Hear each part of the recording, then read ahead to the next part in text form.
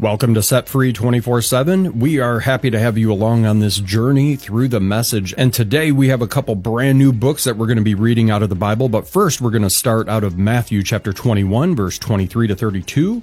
Get ready for a showdown of wisdom as religious leaders question Jesus. And he cleverly flips the script with a parable about two sons who learn the power of true obedience.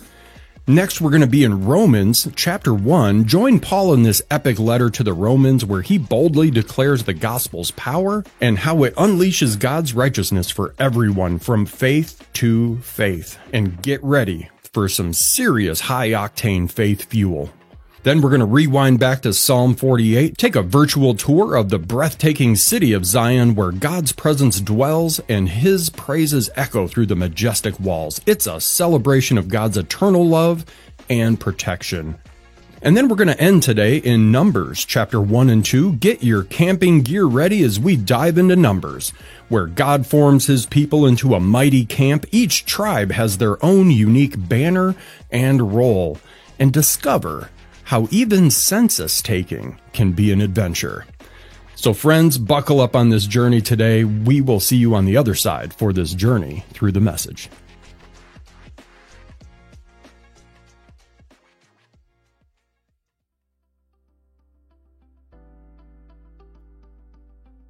Welcome to A Journey Through the Message. My name is Robert. And my name is Heidi. Happy whatever day it is in your world today.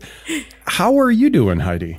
I am doing wonderful. I woke up today just feeling a little less weighed down. I got some good sleep last night, and I am ready to start a fresh, brand new week. Brand spanking new week. We are so excited to have you along. Thanks again for joining along and choosing to just spend a sliver of your day with us. We appreciate that.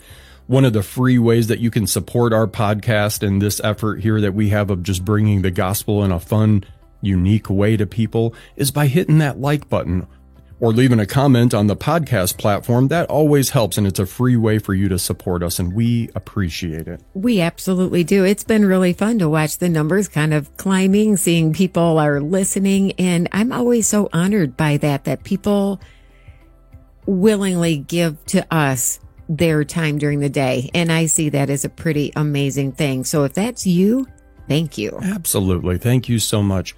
Today, we are going to start out because we're coming up on Father's Day, and I wanted to start out with just a kind of a thought reflection on fathers who are in prison. This is out of our Crossroads prayer journal, and this is titled, Pray for Students Who Are Fathers. So more than 2.7 million children in the United States have an incarcerated parent, and approximately 10 million children have experienced parental incarceration at some point in their lives. According to the Bureau of Justice Statistics, about 92% of incarcerated parents are men. Please pray for incarcerated fathers who are concerned for their kids. Pray for all the children growing up without a father's daily guidance. Yes.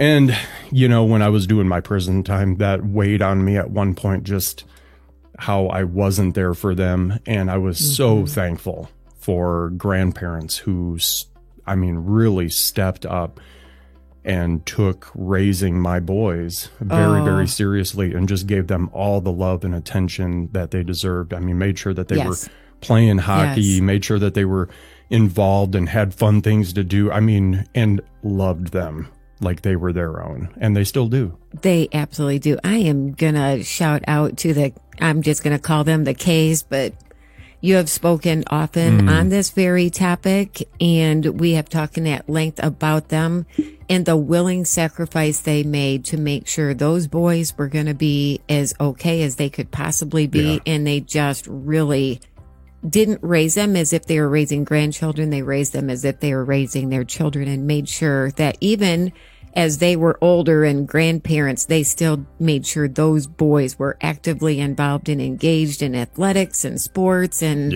all of those things. So all the way around, God really had his hand over you, over your family, over your children. And I'm very thankful for the support everybody had. Absolutely. So we'll go right into prayer here. Father God, thank you. Thank you for how you took care of my boys while I was in prison. Yes. Thank you, Lord, for all the people that step up and take care of people's children while there are people in prison from that family. Thank you for giving them strength and courage to step up and be there for that child in that moment of need. Thank you for keeping kids out of the foster system. Thank you for good foster parents that do choose to take care of kids in those kind of situations. So just give a special blessing right now to anybody that's experiencing Father's Day, maybe incarcerated, maybe any families that are dealing with a loved one that's incarcerated during this time. I just hope that people feel that peace around their life right now, that you're there, you're the good Father, you are there to make sure that everybody's taken care of. Thank you for being there for us. Bless our reading today. Make it real to someone's heart and mind today, and really just immerse them and challenge them, because sometimes we need that. We need that little challenge in our lives. So bless our reading. Bless us today as we get ready. And I ask this all in your holy name. I pray, amen. Amen. I want to just do a quick little add-on. I'm going to be, as we approach Father's Day, which is a week from today. Yeah. And I want to especially remember people as they go into these days who can have an especially hard day, whether you have recently lost a father and it's a day that will be mourned, or perhaps you don't have a father figure in your life for whatever reason that is. These days can be especially difficult. Yeah. And I want you to know that I, for one, because I fall into that last category, I will be covering you in prayer all day long, but celebrate Father's Day with the one who is your true father. Always, in all things, 24/7, and always will be. So I just wanted to add that because it can be really difficult. I know Mother's Day and Father's Day are really hard dates on the calendar for me. Yes. Yeah. And they are for many people for many different reasons. The drama sometimes inside a family, right? We live in that fallen world. Let's just call it sin. And I'm eager for the day when that's not part of our world, but I'm not quite ready yet. So we've got things we have to do first. So now we are going to be starting out today. We're reading out of 4 separate passages, but Heidi will be starting out in Matthew chapter 21. So chapter 21, starting at verse 23, and this is titled True Authority. Then he was back in the temple teaching. The high priests and leaders of the people came up and demanded, "Show us your credentials. Who authorized you to teach here?" Jesus responded, "First, let me ask you a question. You answer my question and I'll answer yours. About the baptism of John, who authorized it, heaven or humans?" They were on the spot and knew it. They pulled back into a huddle and whispered, "If we say heaven, he'll ask us why we didn't believe him. If we say humans, we're up against it with the people because they all hold John up as a prophet." They decided to concede that round to Jesus. "We don't know," they answered. Jesus said, "Then neither will I answer you your question." I love it. Moving on. And this is a story of 2 sons. "Tell me, what do you think of this story? A man had 2 sons. He went up to the first and said, 'Son, go out for the day and work in the vineyard.' And the son answered, 'I don't want to.' Later on, he thought better of it and went." That's a wise son. That's a wise son. "The father gave the same command to the second son. He answered, 'Sure, glad to.' But he never went. Which of the 2 sons did what the father asked?" They said, "The first." Jesus said, "Yes, and I tell you that crooks and whores are going to precede you into God's kingdom. John came to you showing you the right road. You turned up your noses at him, but the crooks and the whores believed him.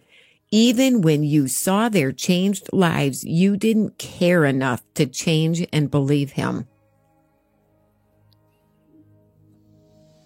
That really had a heavy impact on me at how how bluntly he called them out. And mind you, don't forget, he is talking to the leaders of the church in Jerusalem. Yeah.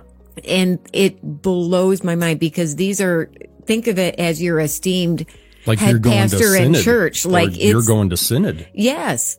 Yeah, like a you're collection going to of all of the highest. Think of your church denomination, and if you have like elders, deacons, and all of that stuff, and let's say they all met and they were discussing all churchy stuff, Jesus is talking to them. Yeah. Saying, crooks and whores, people you don't welcome into your church, are going into heaven before you. Can you imagine? I'm just kind of, I'm sitting with this one here because I'm finding reading through the Message puts things in a context that kind of rocks me back on my heels and really makes me think about what he's saying. How are we treating crooks and whores? How do we treat them? Are they welcome to our church? Because Jesus just said they're going to precede us into heaven. Are they welcome in your church? How many leaders do you think figured out as he was dying on the cross what they had done and the things that they said to God himself? I can't. So many things to think about, but moving on. Moving on. And that was the end of Matthew 21. And next we're moving on to Romans. We're going to start Romans out here with a quick lead into the book that kind of explains what it's all about, and this is written very well. The event that split history into before and after and changed the world took place about 30 years before Paul wrote this letter. The event, the life, death, and resurrection of Jesus, took place in a remote corner of the extensive Roman Empire, the province of Judea in Palestine. Hardly anyone noticed, certainly no one in busy and powerful Rome. When this letter arrived in Rome, hardly anyone read it, certainly no one of influence. There was much to read in Rome: imperial decrees, exquisite poetry, finely crafted moral philosophy, and much of it was world class. And yet in no time, as such things go, this letter left all those other writings in the dust. Paul's letter to the Romans had a far larger impact on its readers than the volumes of all of those Roman writers put together. The quick rise of this letter to a peak of influence is extraordinary. Written as it was by an obscure Roman citizen without connections, but when we read it for ourselves, we begin to realize that it is this letter that is truly extraordinary, and that no obscurity in writer or readers could have kept it obscure for long. The letter to the Romans is a piece of exuberant and passionate thinking. This is the glorious life of the mind enlisted in the service of God. Paul takes the well-witnessed and devoutly believed fact of the life, death, and resurrection of Jesus of Nazareth and thinks through its implications. How does it happen that in the death and resurrection of Jesus, world history took a new direction, and at the same moment the life of every man, woman, and child on the planet was eternally affected? What is God up to? What does it mean that Jesus saves?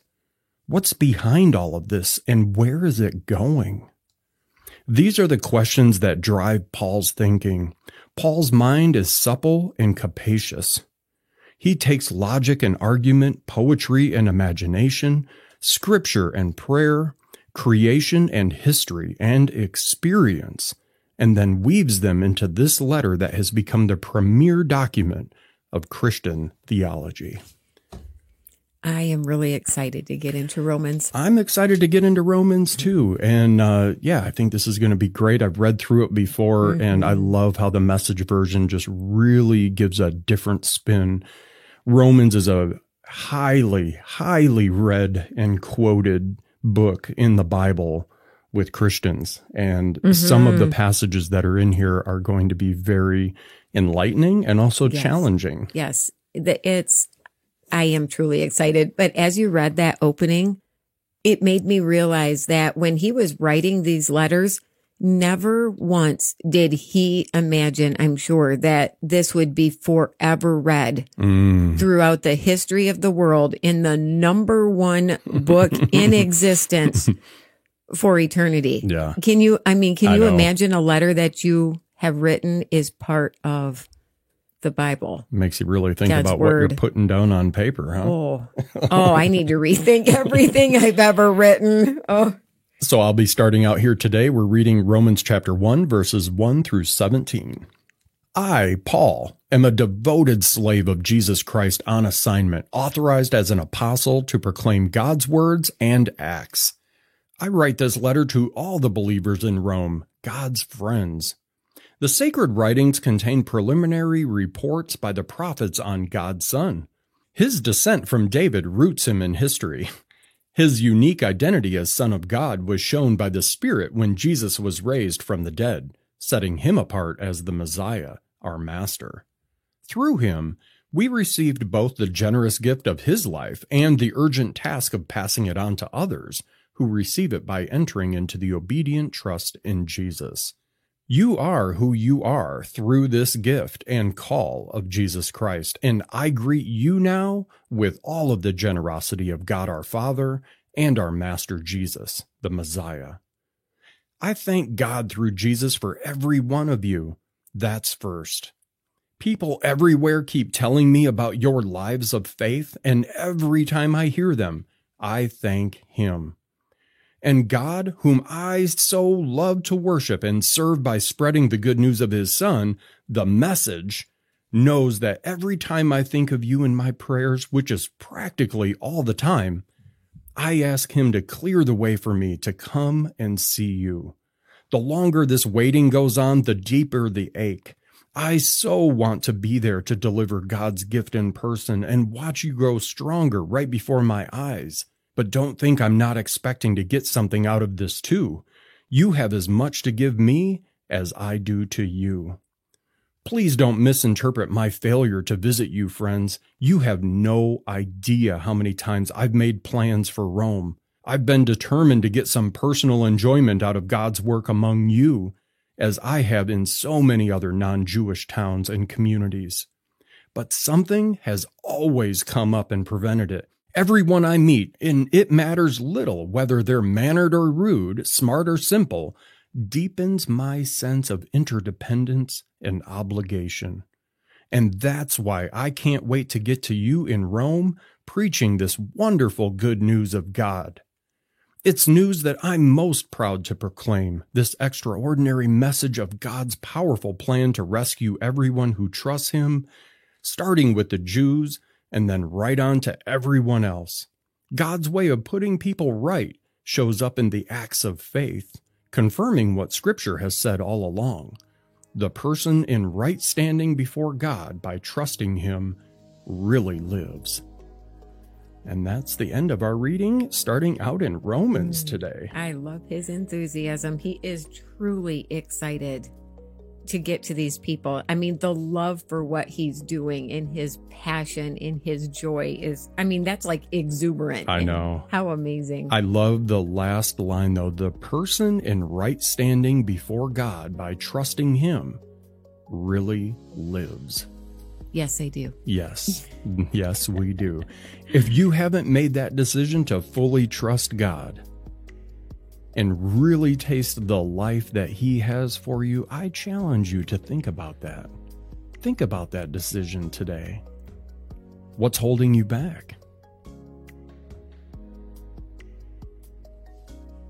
And now for everyone's favorite part, we're going to be rewinding back to the Psalms, and Heidi will be picking up in Psalm chapter 48. What do you got for us today, Heidi? Oh, I can't wait to find out because I have not allowed myself to skim it first. So we're going to find out together. All right. So if you have a betting pool going, Heidi could cry or could not. We'd be curious to see what you think. Well, I'm going to have to let everybody know that just what we finished up in saying there just kind of brought tears to my eyes, just about you truly do live when you've put it all before God and say, yes, it's remarkable. Life explodes into this beautiful thing. I remember thinking when I was in the middle of addiction, in the middle of doing everything wrong in my life that I was doing, I remember thinking there's no way I can have any fun getting sober. If I get sober and do this whole sober thing, like my life is going to be so boring. I'm going to have to go to these meetings. I'm going to have to talk to people. And,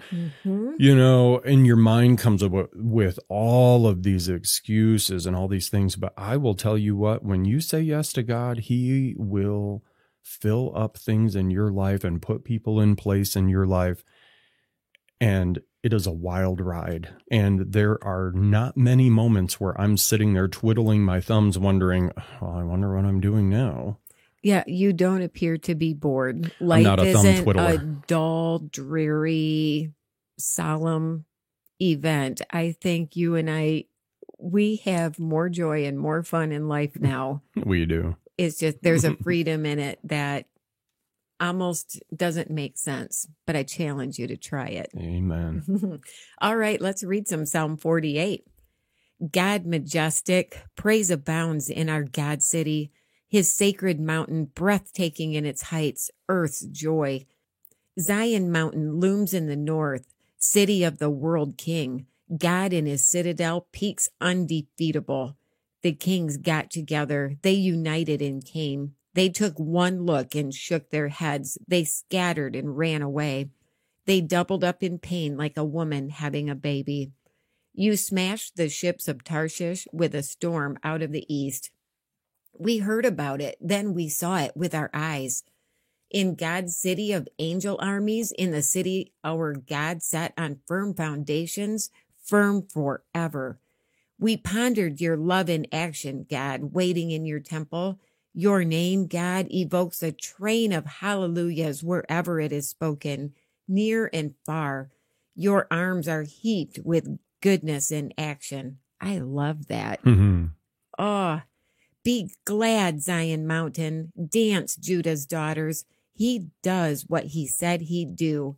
Circle Zion, take her measure, count her fortress peaks. Gaze long at her sloping bulwark, climb her citadel heights. Then you can tell the next generation, detail by detail, the story of God, our God forever, who guides us till the end of time. I love how that's just a celebration of eternal love and God's protection. It just feels so good. I mean, everything in it. There wasn't even a war when all the kings got together to come. It's literally just coming before him in his presence, and they're like, it's over.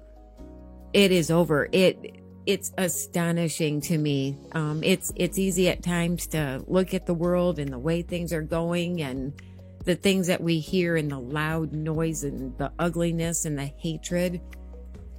Every single bit of it is going to bow before God himself and know that he truly is God. It's an amazing thing that I get to be part of this family.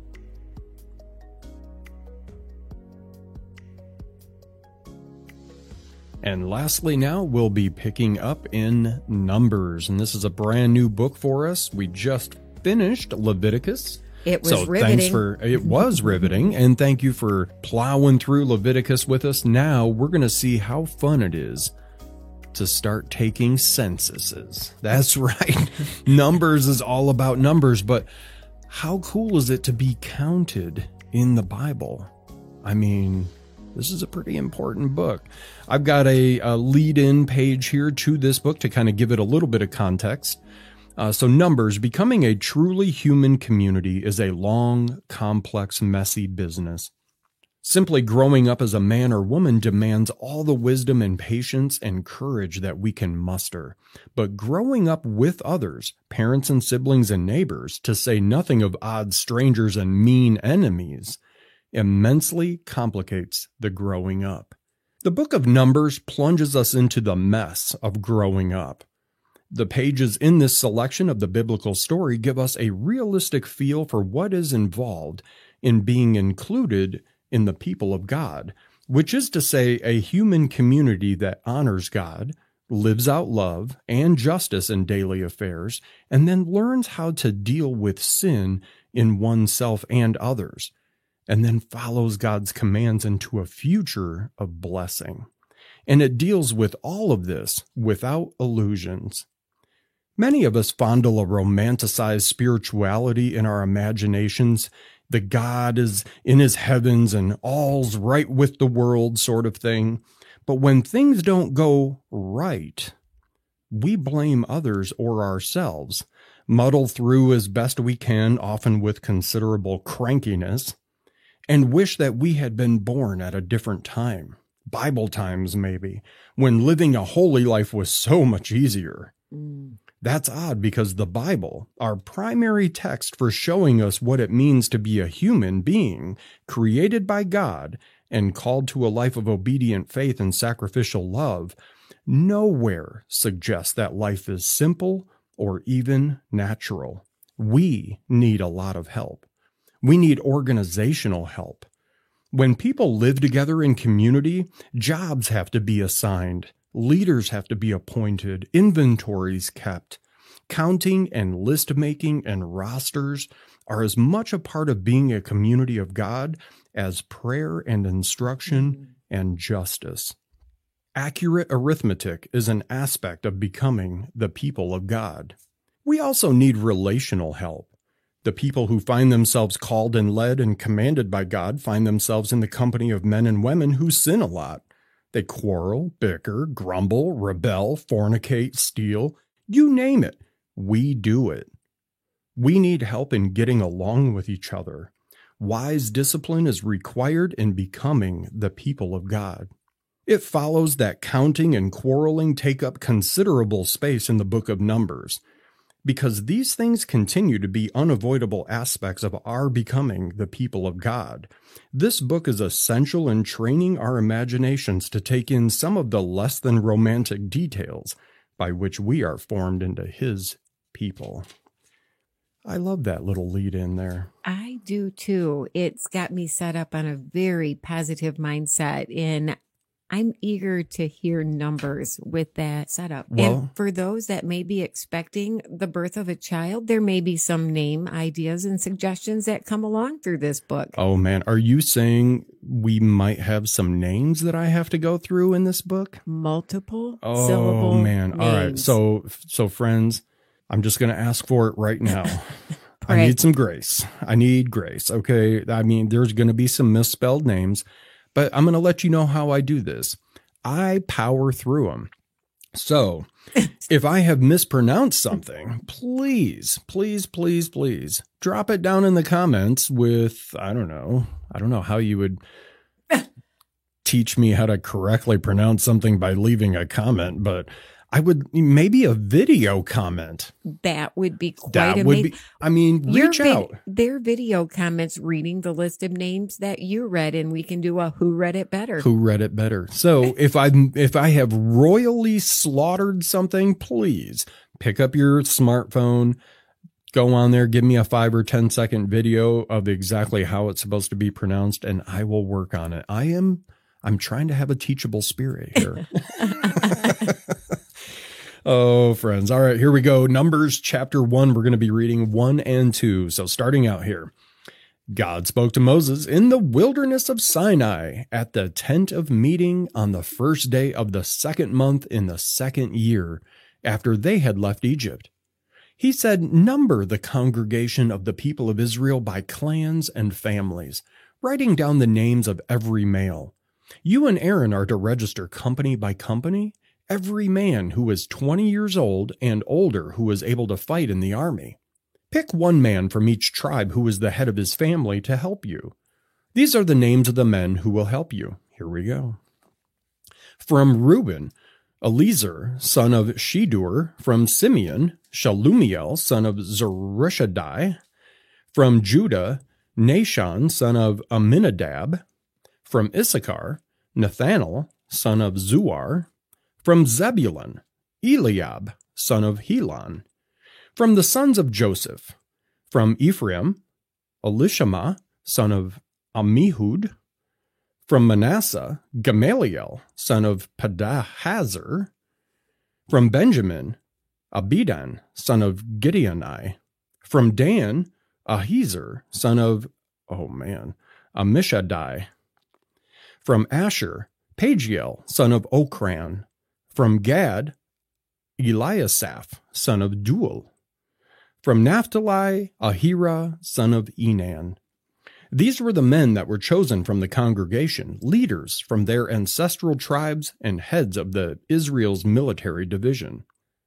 Moses and Aaron took these men who had been named to help and gathered the whole congregation together on the first day of the second month.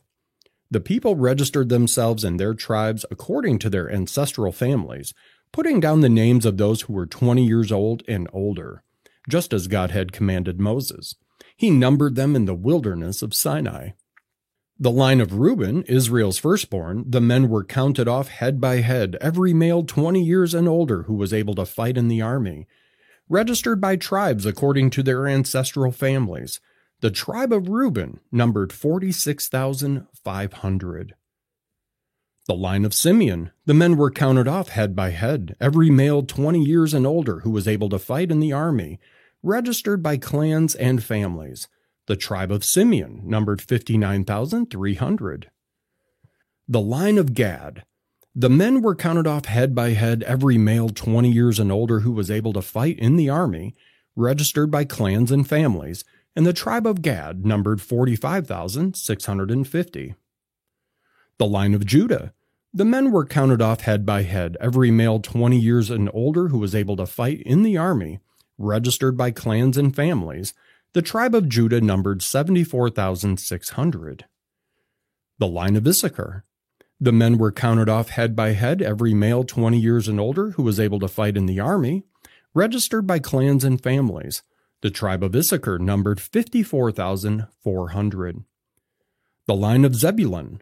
The men were counted off head by head, every male 20 years and older who was able to fight in the army, registered by clans and families. The tribe of Zebulun numbered 57,400. From the line of Joseph, from the son of Ephraim, the men were counted off head by head, every male 20 years and older who was able to fight in the army, registered by clans and families, and the tribe of Ephraim numbered 40,500. And from the son Manasseh, the men were counted off head by head, every male 20 years and older who was able to fight in the army, registered by the clans and families, and the tribe of Manasseh numbered 32,200. The line of Benjamin.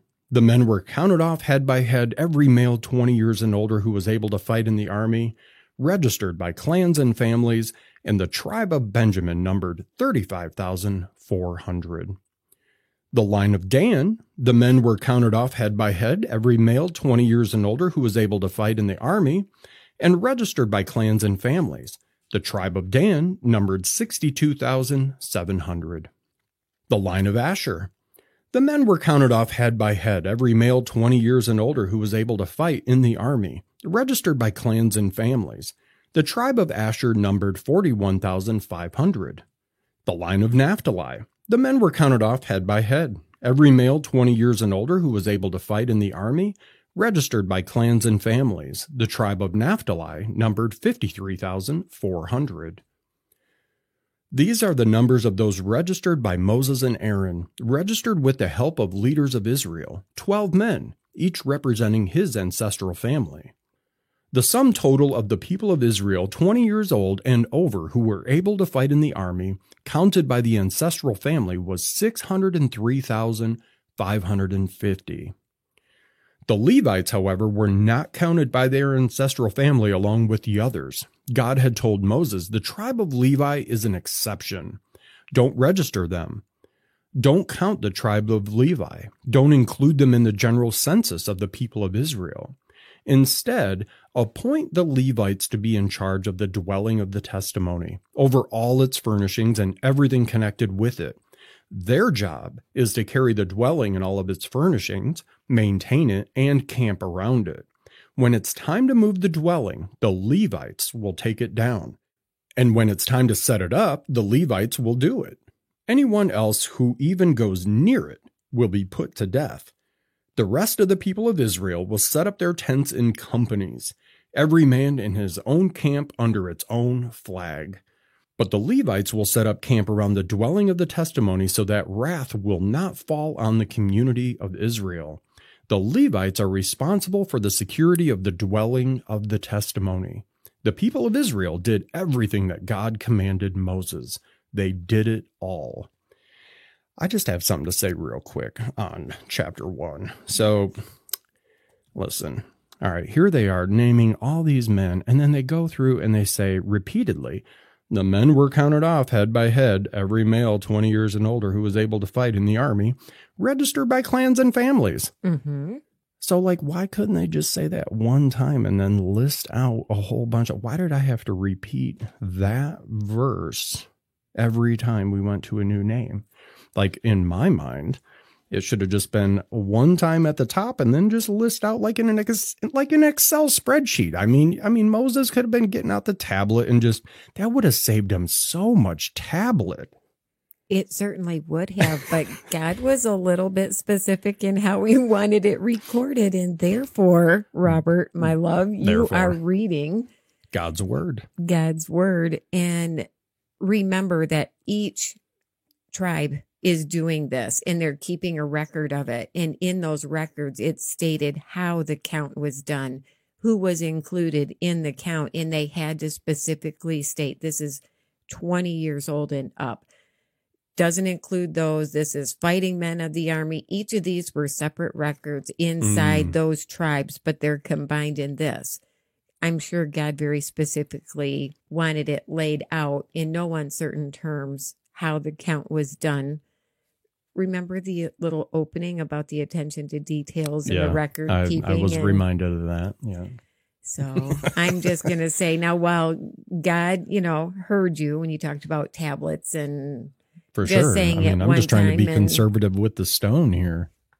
God's like, I got plenty of stones. Got plenty of stone. Robert, that's God. Robert, I got this. Robert. All right. I guess I'll fall in line then. He loves you. All right, here we go. We're going to pick up in Numbers chapter 2 and end the day here. Thanks again, friends, for joining along today. God spoke to Moses and Aaron. He said, the people of Israel are to set up camp circling the tent of meeting and facing it. Each company is to camp under its distinctive tribal flag. To the east, towards the sunrise, are the companies of the camp of Judah under its flag, led by Nahshon, son of Amminadab. His troops number 74,600. The tribe of Issachar will camp next to them, led by Nathanael, son of Zuar. His troops number 54,400. And the tribe of Zebulun is next to them, led by Eliab, son of Helon. His troops number 57,400. The total number of men assigned to Judah, troop by troop, is 186,400. They will lead the march. To the south of the companies of the camp of Reuben, under its flag, led by Eliezer, son of Shedur, his troops number 46,500. The tribe of Simeon will camp next to them, led by Shelumiel, son of Zurishaddai. Wow, that's a good one. His troops number 59,300. And the tribe of Gad is next to them, led by Eliasaph, son of Duel. His troops number 45,650. Again, show me some grace here, people. Mm-hmm. The total number of men assigned to Reuben, troop by troop, is 151,450. They are second in the order of the march. The tent of meeting with the camp of the Levites takes its place in the middle of the march. Each tribe will march in the same order in which they camped, each under its own flag. To the west are the companies of the camp of Ephraim under its flag, led by Elishama, son of Ammihud. His troops number 40,500. The tribe of Manasseh will set up camp next to them, led by Gamaliel, son of Pedazur. His troops number 32,200. And next to him is the camp of Benjamin, led by Abidan, son of Gideoni. His troops number 35,400. The total number of men assigned to the camp of Ephraim, the troop by troop, is 108,100. They are third in the order of the march. To the north are the companies of the camp of Dan under its flag, led by Eleazar, son of Ammishaddai. His troops number 62,700. The tribe of Asher will camp next to them, led by Pagiel, son of Okran. His troops number 41,500. And next to them is the tribe of Naphtali, led by Ahira, son of Enan. His troops number 53,400. The total number of men assigned to the camp of Dan number 157,600. And they will set out under their flags, last in the line of the march. These are the people of Israel, counted according to their ancestral families. The total number in the camps, counted troop by troop, comes to 603,550. Following God's command to Moses, the Levites were not counted in with the rest of Israel. The people of Israel did everything the way that God commanded Moses. They camped under their respective flags, and they marched by tribe with their ancestral families. And that, my friends, is the end of Numbers chapter 2 and our reading today. Oh, good job. Thanks. Those the names were a little bit challenging, but they don't quite roll off the tongue in our no, it's not like culture Bob here. Or and then we Joe. get Dan. They threw Dan in they there. did throw a Dan in Asher there. And I mean, Dan must have been like, "Thank you, Jesus." Just it doesn't take me so long to chisel my name in a rock. Oh man, can you imagine? I mean, if you had to chisel that big old name in a can rock, you imagine kindergarten when you're just learning? So bad. Poor kids. Like, can I buy a vowel? Can I just go by my initial? Oh, friends. So I just want to give a quick update here. Last week, Thursday, we were on our way into Grand Rapids. We had just left the house. It was a little after 8 in the morning. I was on speakerphone with a friend of mine, and we were talking about his upcoming wedding, and we had turned left onto kind of the main road, Highway 57 or M57 they call it. And so we're going along, and I'm just getting up to speed, and there was a black Suburban with no brake lights on that was there, and then there was a car in front of him that I didn't see, and that car was turning left into a very weird, obscure place. It was like one of those places where cops go to write tickets, right? I literally did not see him coming. Heidi is in the car behind me. Yeah. And I slammed into the back of that Suburban going full 55 miles an hour. Yeah. I drive a little Ford C-Max. It's just a little, gas electric hybrid. That thing is totaled. I'll tell you what, that thing did exactly what it was supposed to do. The way that it was crumpled, the way the airbags went off. I was wearing my seatbelt. Yes, I'm a little sore. I have 3 or 4 stitches on my one finger, but other than that, God was totally keeping a little hedge of protection around me while I was inside of that car. I totaled 3 cars that day. Yeah, my 3 car, cars were the Suburban, damaged. And that white car that was in front of them. And the explosion was something. Everybody was okay. I felt personally, after I realized what happened and what Heidi had to watch, I realized how traumatic that must have been. Simply put yourself in the shoes of watching someone head straight towards something extremely traumatic or bad, and you can't stop it. There's nothing you can do to help them. And this is somebody that you love dearly and is precious to you, and you have to watch it happen. That explosion, the sound, the noise, the pieces flying everywhere. I pray nobody ever has to witness that. I worked a career as a paramedic, and I was amazing at my job in those situations. I handled them well. It's a whole different thing when it's somebody that you love as much as I love my husband. And all I can remember is knowing this was going to happen, preparing myself as much as you can in a few seconds for potentially watching your husband die. Because you were sitting there screaming at me like, why aren't you stopping? Yeah. Why aren't you veering off the side of the road? Why aren't you slowing down? There's no brake lights coming on, and that's when your stomach you want to vomit because you just know what's going to happen. I remember yelling out to God, something along the like, God save him, God help him, or God, something like just a few words. I mean, this happened in the moment of seconds. I remember that. And then I know that when the impact happened, it's just those sounds a human can make. When it's like the agony of your soul is about the only time I think people make that. The only other time that sound has come from me is when I received a phone call when they thought that my oldest child had been killed in a car accident. Robert is doing very well and is going to be just fine. That car was built wonderfully and did exactly what it was. But my mind is still working through the trauma of watching it. And I'm trying to give myself grace in that while thanking God for saving my precious husband. And I know that he will bring peace and healing to my mind also. So hug everybody, put your seatbelts on, and be safe out there. And for me, it was a good reminder of the responsibility that we have when we take those keys and we open up a door and we sit down and we turn the ignition.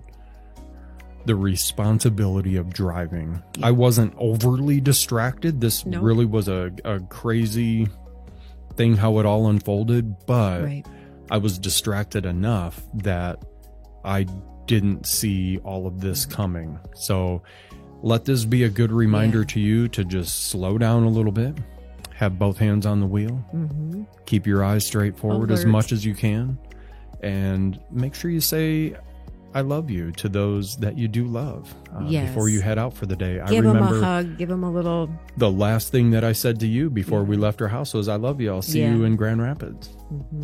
So, friends, that's just a good reminder. Driving is a responsibility.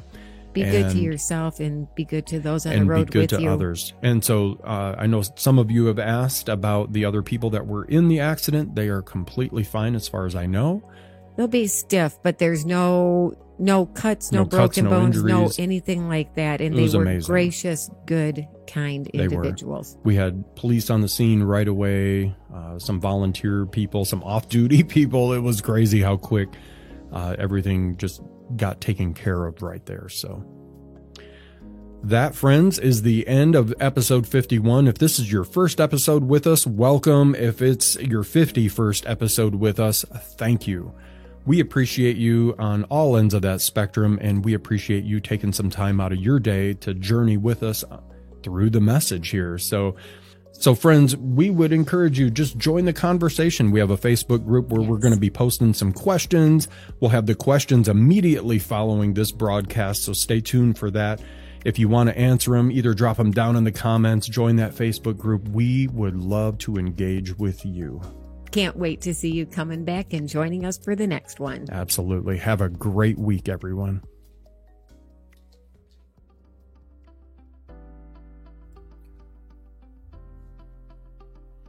Another great day in the Bible, and we have 4 separate passages here and 4 questions, one for each.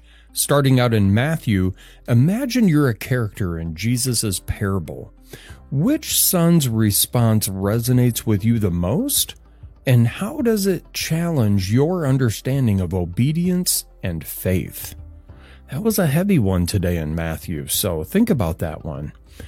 Next, we have Romans chapter 1. If you were to write a short, epic introduction about yourself like Paul did, what would it say? And how can we embrace and share the power of the gospel in our own lives and communities? Our rewind was Psalm 48. Picture yourself exploring the majestic city of Zion. Now, what would be the first thing that you would want to see or experience there? And then we close up for the day in Numbers. If you were a part of one of the tribes in the wilderness camp, what unique banner or symbol would represent you and why? And how can we appreciate the diversity and significance of each person's role within God's larger plan? Because, friends, His plan is always bigger than ours. We may think we have some things figured out, but God is the ultimate chess king. I mean, He is 10 moves ahead of us, And that's just the moves that we think we can see. So friends, that's the end of the questions for this week. That's your something to think about. I would love to hear the answers to these. Feel free to drop your answers down in the comments below or join the Facebook group. There's a link down in the description.